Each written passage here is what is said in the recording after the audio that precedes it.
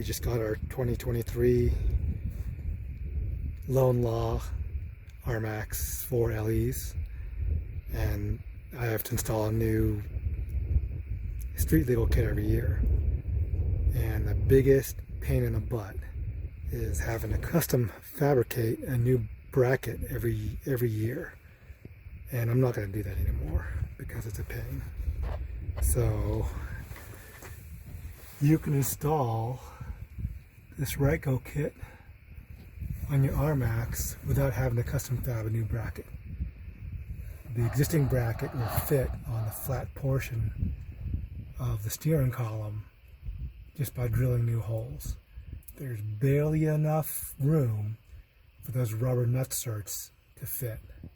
And what I'm going to do is I'm going to scan this and post it so you guys can make a template and drill your brackets and install it this way.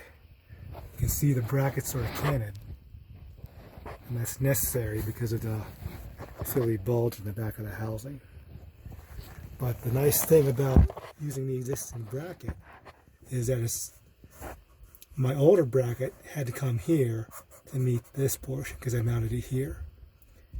With using the existing bracket, I can mount it closer to center, and it's right behind the steering wheel cross brace, so it's even less unobtrusive. But I'll post this up and I'll make a template for myself, so on the other RMAXs I have to do, I can just use the existing bracket, drill new holes, and I don't have to fab anything.